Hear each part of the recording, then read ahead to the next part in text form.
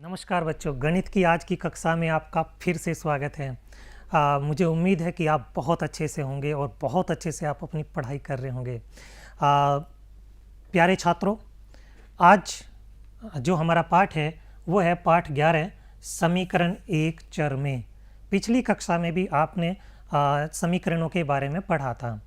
आप पिछले अध्यायों में बीजीय व्यंजक के बारे में भी पढ़ चुके हैं, व्यंजक के पदों के बारे में जान चुके हैं, समान असमान पदों के बारे में जान चुके हैं, समान पदों को किस प्रकार से जोड़ा जाता है इसके बारे में भी आप जान चुके हैं।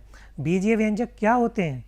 बीजीय व्यंजक, ठीक है, जिसमें कोई चर होती है, चर राशि होती है और कोई अचर राशि भी हो सकती है, तो इसका जब हम जोड़ना या घटाना करते हैं तो वो एक बीजीय व्यंजक बन जाता है। उदाहरण के तौर पे बीजीय व्यंजक होता है जैसे 5x जमा 4, तो ये एक बीजीय व्यंजक है। तो आप इनके बारे में भली भांति जान चुके हैं।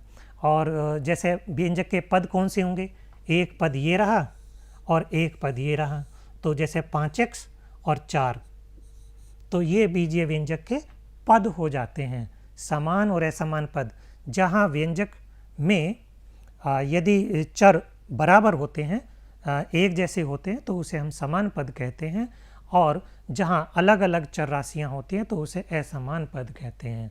समान पदों को जोड़ना भी आप बहुत अच्छे से जान चुके हैं पिछले अध्यायों में। और हम व्यवहारिक जीवन से संबंधित साधारण भाषा वाले गणितीय कथनों को किसी चर के माध्यम से, चर क्या होता है बताइए, चर क्या होता है? हाँ, चर होता है x, y, z, p, o, कुछ भी हो सकता है ना। तो गणितीय कथन को किसी चर के माध्यम से व्यंजक के रूप में लिखने की कला से भी आप भली भांति अवगत हो चुके हैं। आज हम समीकरणों के बारे में जानने की कोशिश करते हैं। पिछले चैप्टर में इसी चैप्टर में आप समीकरणों को बनाना भी सीख चुके हैं। आप ये जानते हैं कि समीकरण एक तराजू की भांति होती है, तुला की तरह होती है, जिसमें बाएं पलड़े में उतना ही वजन रखना होता है जितना कि दाएं पलड़े में। या ऐसे समझ लीजिए, यदि 5 किलो का बाट रखा हुआ है बाएं पलड़े में, तो हमें दाएं पलड़े में भी 5 किलो सामान ही रखना होता है। यदि हमारा सामान कुछ कम है तो हम सामान को इसमें बढ़ा लेते हैं और इस डंडी को, तराजू की डंडी को क्षैतिज रखने की कोशिश करते रहते हैं, और तब तक उसको घटाना या बढ़ाना करते रहते हैं जब तक कि ये डंडियाँ क्षैतिज नहीं हो जाती हैं। एक समीकरण क्या होती है?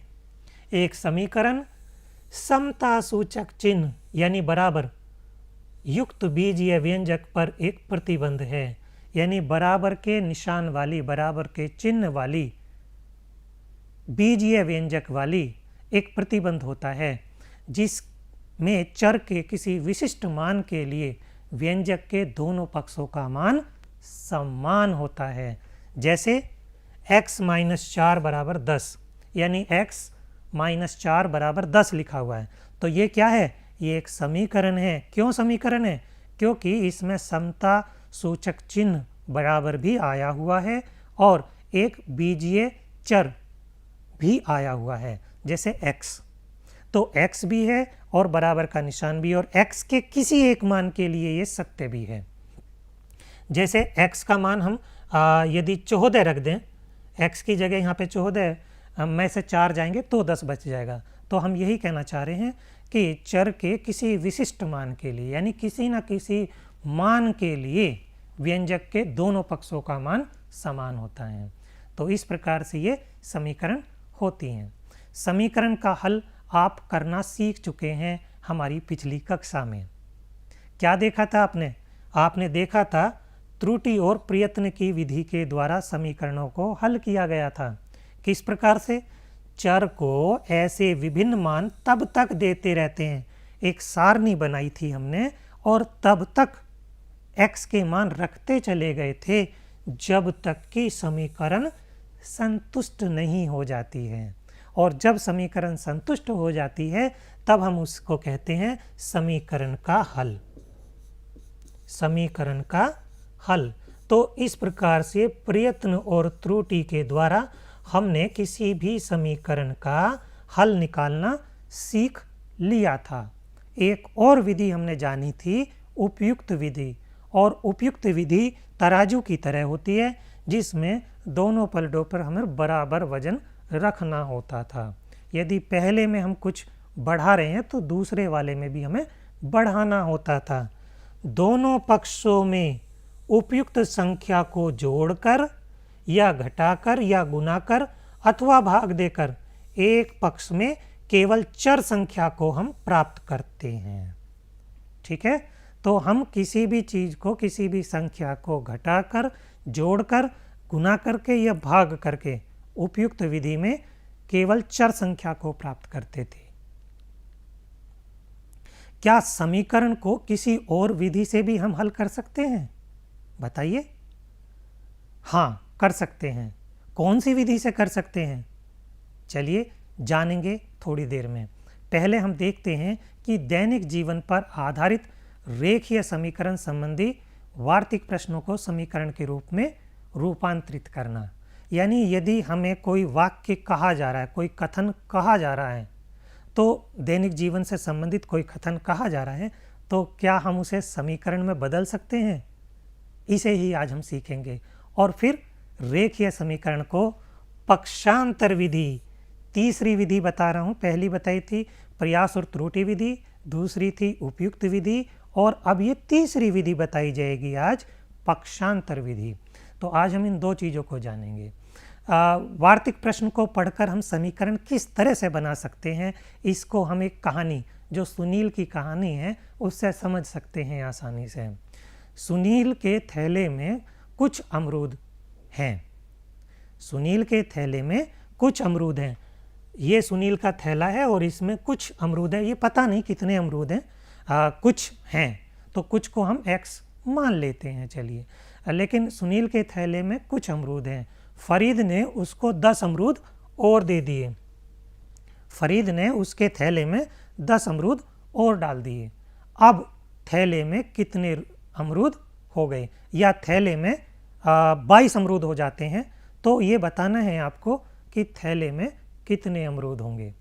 तो ये जो हमने कथन कहा कि सुनील के थैले में कुछ अमरूद हैं, फरीद ने थैले में 10 अमरूद और डाल दिए, थैले में 22 अमरूद हो गए, तो ये एक कथन है और इसको हम गणित के समीकरण के रूप में भी लिख सकते हैं। कैसे? आइए सीखते हैं। मान लीजिए सुनील के थैले में अमरूदों की संख्या है x। मान सकते हैं आप। फरीद द्वारा दिए गए अमरूदों की संख्या बराबर 10। तो सुनील के थैले में कुल कितने अमरूद हो गए? x जमा 10। ये हमारा तीसरा कथन है। पहला कथन मान लिया हमने कि सुनील के थैले में अमरूदों की संख्या है x, फरीद द्वारा दिए गए दूसरा कथन, और तीसरी बात क्या है कि सुनील के थैले में कुल अमरूद हैं x जमा 10। थैले में और इसमें मिला करके 10 हो गए। अब प्रश्न के अंत में क्या कहा गया है? प्रश्न के अंत में कहा गया कि थैले में अमरूदों की संख्या 22 है। तो ये चौथा हो गया कथन। अब इससे हमें समीकरण बनानी है। तो समीकरण कैसे बनाएंगे? देखिए, जो तीसरा कथन है और चौथा कथन है, दोनों बराबर ही तो हैं। यहाँ पे क्या लिखा है? सुनील के थैले में कुल अमरूद, और नीचे भी क्या लिखा है? चौथे कथन में क्या लिखा है? सुनील के थैले में अमरूदों की संख्या। दोनों एक ही बात तो हैं। तो इस तरह से कथन 3 और 4 समान हैं। तो जब 3 x जमा 10 ये और 4 22, जब दोनों समान हैं तो हमने समानता का चिन्ह इसमें लगा दिया, बराबर का निशान इसमें लगा देते हैं। तो यही समीकरण है। यानी हम ये देखें कि कौन सी दो चीज़ें बराबर हैं, उनके बीच में समता का चिन्ह लगा करके हम समीकरण को बना सकते हैं।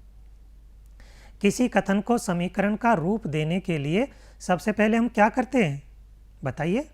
हाँ, प्रश्न पढ़कर ढूंढिए कि क्या ज्ञात करना है। जैसे प्रश्न ये था, सुनील के थैले में कुछ अमरूद हैं, तो सबसे पहले ये ढूंढना है कि क्या ज्ञात करना है। समीकरण का रूप बनाना है ना।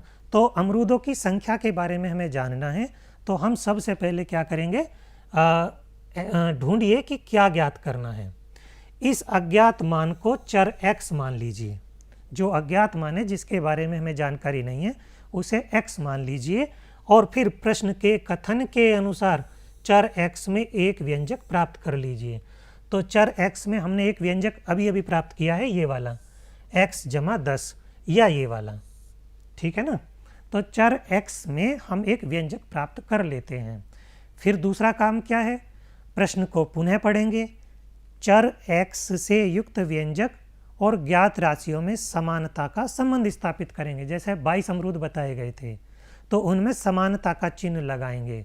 तो इस प्रकार से ये जो हमने बराबर 22 लिख दिया है यहाँ पे, तो इस तरह से हम दो चीज़ें करेंगे। सबसे पहले हम प्रश्न को पढ़कर ढूंढेंगे कि क्या ज्ञात करना है, और फिर उसमें x में एक व्यंजक प्राप्त कर लेंगे। और दूसरा काम क्या करेंगे, प्रश्न को फिर से पढ़ेंगे, चर x से युक्त व्यंजक और ज्ञात राशियों में एक समानता का संबंध स्थापित करेंगे। तो यही समीकरण होगा। अब एक उदाहरण आपके सामने है, इसे हम करके देखते हैं। कक्षा 6 की 2 टीमों में एक क्रिकेट का मैच खेला गया। प्रथम टीम के रनों की संख्या दूसरी टीम के रनों की संख्या के 2 गुने से 10 कम है, यानी दूसरी टीम के रनों से 10 कम। अब दूसरी टीम के रन हमें पता ही नहीं है कितने हैं, तो मान लेंगे, क्या मान लेंगे, दूसरी टीम के रन बराबर x। मान लीजिए कि दूसरी टीम के रनों की संख्या है x और प्रथम टीम के कितने रन हैं, वो दुगने से, यानी x के दुगने से 10 कम कर दीजिए, तो 2x माइनस 10। और दोनों टीमों के रन कितने हैं, 110, ये बताए गए हैं। ये रहे दोनों टीमों के रन मिलकर कितने हैं, 110।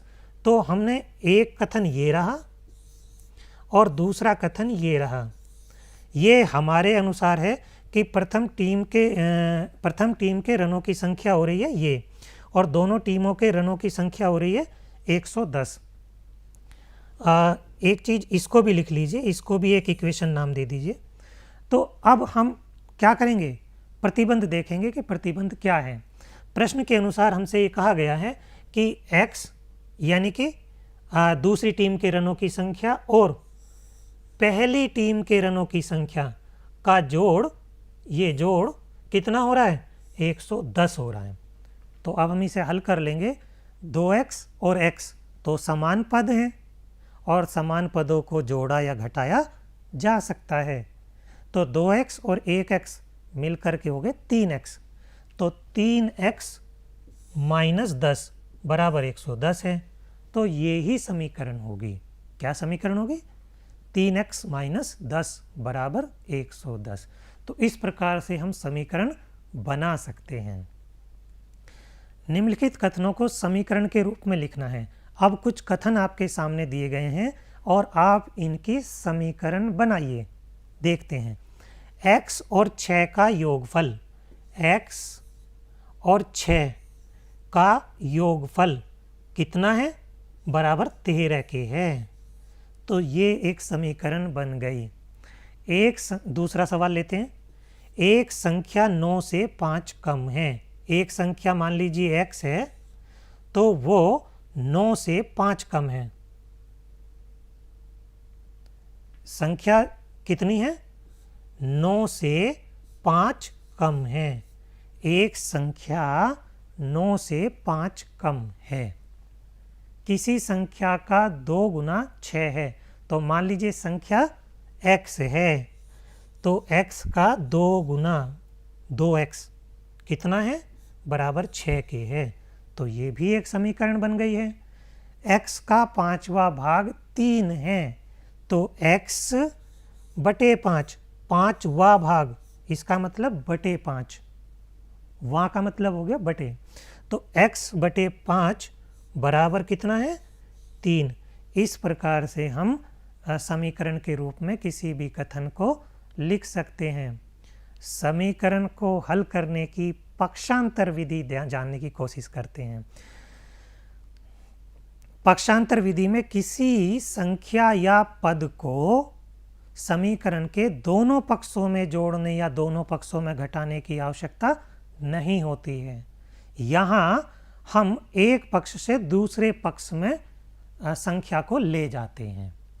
हल करके देखते हैं। m-6 बराबर 5, ये तो आपकी उपयुक्त विधि से है। उपयुक्त विधि में हम क्या करते थे कि दोनों तरफ एक संख्या, जैसे -6 है यहाँ, तो +6 कर दीजिए बाएं पक्ष में भी और +6 कर दीजिए दाएं पक्ष में भी। तो इससे हम बता पाएंगे कि m, भाई 6 से 6 तो ख़त्म हो जाएगा, कट जाएगा, और m बराबर हो गया 12 और 6 18। तो इस तरह से ये हमने उपयुक्त विधि से हल करना सीख लिया था।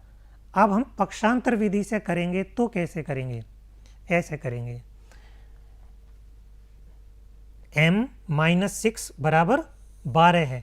यहाँ -6 को हम दूसरे पक्ष में ले जाएंगे, यानी बाएं पक्ष से दाएं पक्ष की तरफ ले जाएंगे। ये देखिए m बराबर 12, और जब हम पक्ष चेंज करते हैं, पक्ष को बदलते हैं, तो चिन्ह भी बदल देते हैं। प्लस वाला चिन्ह माइनस कर देते हैं, माइनस वाले चिन्ह को प्लस में कर देते हैं, गुना वाले को भाग में कर देते हैं, भाग वाले को गुना में कर देते हैं। तो -6 को जब मैं दाईं तरफ ले जाऊंगा तो वो क्या हो जाएगा? +6, और 12 और 6 मिलके हो गया 18। तो यहाँ पर -6 को बाएं पक्ष से दाएं पक्ष में ले जाने पर +6 कर देते हैं। इसी क्रिया को हम पक्षांतर कहते हैं। तो मुझे लगता है कि आप पक्षांतर करना सीख गए होंगे, यानी x के साथ जो दूसरा पद है उसका हम पक्षांतर कर देंगे, पक्ष बदल देंगे, दूसरे पक्ष में उसको ले जाएंगे, और ले जाते समय हम उसका चिन्ह बदल देते हैं। इसे ही हम पक्षांतर विधि कहते हैं। ठीक है, आपने देखा समीकरण को हल करते समय सामान्यतया समीकरण के दोनों पक्षों में एक ही संख्या जोड़ते हैं या उसमें एक ही संख्या घटाते हैं। ये किसी संख्या का पक्षांतर करना संख्या को दोनों पक्षों में जोड़ने या दोनों पक्षों में घटाने जैसा ही है। ऐसा करने के लिए उस संख्या का चिन्ह बदलना पड़ता है। क्या पड़ता है? चिन्ह बदलना पड़ता है। जो नियम संख्या के लिए प्रयोग किया जाता है वही नियम व्यंजकों के लिए भी प्रयुक्त किया जाता है। यदि संख्या को हम निशान बदल के पक्षांतर करेंगे तो व्यंजक भी यदि हमें दूसरी तरफ भेजना होगा तो उसके लिए भी हम चिन्ह बदल देते हैं। जैसे उदाहरण लीजिए, p जमा 18 बराबर 37। तो क्या करें? 18 का पक्षांतर कर लीजिए। तो p बराबर 37 माइनस 18 लिख देंगे हम यहाँ पे। बाएं पक्ष वाले +18 को दाएं पक्ष में ले जाएं, 37 माइनस करके लिख दें, -18। तो कितना बच गया? 37 में से 18 माइनस हुए 19, तो p का मान आ गया 19। तो p बराबर 19 आ गया। ये इसका हल हो गया। तो इस तरह से हम कर सकते हैं। उपयुक्त विधि और पक्षांतर विधि में क्या अंतर है, इसको हम इस चार्ट के द्वारा या इस उदाहरण के द्वारा समझ सकते हैं। जब हम उपयुक्त विधि से करते हैं 7x - 10 बराबर 5, तो हम क्या करते थे उपयुक्त विधि में? दोनों पक्षों में 10 को जोड़ेंगे। ठीक है, +10 इधर भी कर लिया और +10 इधर भी कर लिया, तो 10 से 10 समाप्त हो जाता था और यहाँ 7x बराबर 15 रह गया। तो उपयुक्त विधि में हम ये करते थे। और पक्षांतर विधि में हम क्या करेंगे? पक्षांतर विधि में हम -10 का पक्षांतर कर देंगे जो दाईं तरफ चला जाएगा। तो 5 + 10 हो गया, और 5 + 10 भी 15 हो जाता है। तो इस तरह से हम बाएं पक्ष वाले संख्या को या चर को हम दाएं पक्ष में ले जाते हैं, निशान बदल के, चिन्ह बदल करके। तो ये पक्षांतर विधि होती है। एक और उदाहरण से हम देखेंगे कि 6p + 12 बराबर 37। यदि उपयुक्त विधि से हमें करना हो तो हम क्या करेंगे? दोनों पक्षों में -12 कर देंगे, इधर भी और इधर भी। तो यहाँ से 12 समाप्त हो जाएगा और 6p बराबर 25 रह जाता था। अब हम पक्षांतर विधि से यदि इसको करेंगे तो क्या करेंगे? +12 का पक्षांतर कर देंगे। +12 जब पक्षांतर होगा, दूसरी पक्ष में जाएगा तो उसका निशान चिन्ह बदल जाएगा। क्या हो जाएगा? माइनस का हो जाएगा। ये देखिए -12 कर दिया है, तो 6p बराबर 25 हम लिख पा रहे हैं। तो इस तरह से हमारे इन दोनों विधियों में अंतर है। अब प्रयास करके देखिए, पक्षांतर विधि से समीकरणों को हल कीजिए। एक समीकरण है आपके सामने n जमा 3 बराबर 36 और दूसरी है x माइनस 7 बराबर 16। तो कैसे करेंगे पहले वाले को? बिल्कुल ठीक, आप +3 को दाएं पक्ष में ले जाओगे, निशान बदल करके, उसका चिन्ह बदल करके। क्या चिन्ह हो जाएगा? जमा का निशान काय में बदल जाएगा? माइनस में, घटाव में बदल जाएगा। देखते हैं, हम +3 का पक्षांतर कर देंगे और वो हो जाएगा 36 माइनस 3। ये निशान बदल गया, +3 वाला निशान पक्षांतर होने के बाद दूसरे पक्ष में जाने के बाद माइनस का हो गया और 36 में से 3 गए 33। तो n बराबर हम बता पा रहे हैं 33। अच्छा, दूसरे प्रश्न को करते हैं। तो इसमें हम क्या करेंगे? किसका पक्षांतर करेंगे? बिल्कुल ठीक, -7 का। -7 का हम दाएं पक्ष में ले जाएंगे और क्या लिख देंगे? +7 कर देंगे, यानी 16 + 7। ठीक है, तो हमने कर दिया -7 का पक्षांतर करा और ये हो गया 16 + 7। 16 और +7 कितने हो गए? 23। तो x बराबर 23। इस प्रकार से हम रेखीय समीकरणों को पक्षांतर विधि से आसानी से हल कर सकते हैं। चलिए, एक प्रश्न आपके सामने है, उसे आप अपने आप करके देखें। राम की उम्र श्याम से 5 वर्ष अधिक है। क्या है? राम की उम्र श्याम से 5 वर्ष अधिक है। तो श्याम की उम्र तुम्हें पता ही नहीं है। जब श्याम की उम्र नहीं पता है तो श्याम की उम्र को ही x मान लीजिए। तो ठीक है, माना श्याम की वर्तमान आयु x वर्ष, तो राम की कितनी हो जाएगी? 5 वर्ष अधिक हो जाएगी, यानी +5 हो गई है, x + 5। और क्या बताया गया? वर्तमान आयु। यदि राम की कितनी बताई? 28 वर्ष। राम की वर्तमान आयु 28 वर्ष। तो राम की आयु जो x जमा 5 आई थी, उसे किसके बराबर रख दें? 28 के बराबर रख दें। तो इस प्रकार से हम समीकरण बना सकते हैं। और अब इसका हल हम कैसे करेंगे? क्या है? x + 5 है, तो +5 का पक्षांतर कर दें, दूसरे पक्ष में पहुँचा देंगे, तो क्या हो जाएगा? 28 - 5 हो जाएगा और 28 में से 5 गए तो कितना बचा? 23। इस प्रकार से श्याम की वर्तमान आयु हो गई 23 वर्ष। तो मुझे लगता है कि अब आप प्रश्नों को आसानी से हल कर लेंगे। बहुत अच्छे। चलिए, एक और प्रश्न करके देखें। किसी संख्या में 5 जोड़ने पर 15 प्राप्त होता है। किसी संख्या में, अब संख्या तो नहीं पता है, तो क्या करेंगे? x मान लेंगे। बिल्कुल ठीक, माना संख्या बराबर x और संख्या में 5 जोड़ने पर, तो संख्या में 5 जोड़ो, x में 5 जोड़ो, कितना हो गया? x जमा 5। और वो किसके बराबर है? 15 प्राप्त होता है, यानी बराबर 15 होना चाहिए। तो हम प्रश्नानुसार क्या लिखेंगे? x जमा 5 बराबर 15। और इस प्रकार से ये हमारी क्या हो गई? समीकरण लिखी गई। अब समीकरण को हल करेंगे पक्षांतर विधि से। x के साथ क्या है? x के साथ है बच्चों +5। तो +5 का क्या करूं? पक्षांतर करूं, दाएं पक्ष में ले जाऊं। कैसे ले जाऊंगा? +5 को क्या लिखूंगा दाएं पक्ष में ले जा करके? -5। ठीक है, x बराबर 15 - 5, तो x बराबर हो गया 10। अतः संख्या है 10। अब आपको समझ आ रहा है। शशि ने कुछ पेंसिल खरीदी, कुछ, तो फिर ऐसे ही करेंगे, x मान लेंगे, है ना। तो माना शशि ने पेंसिल खरीदी x और छोटी बहन ने उसको कितनी दे दी? 2 पेंसिल उसने अपनी छोटी बहन को दे दी। 2 पेंसिल उसने अपनी छोटी बहन को दे दी। x थी और 2 उसने बहन को दे दी अपनी। उसके पास तो कम हो गई होंगी। कितनी हो गई? x - 2 हो गई। और उसके पास बची कितनी? 3 पेंसिलें बची हैं, है ना। तो क्या लिख दें? बराबर 3 लिख देते हैं। तो ये एक समीकरण बन जाती है। और जब हम इसका पक्षांतर करके हल करेंगे तो क्या कर देंगे?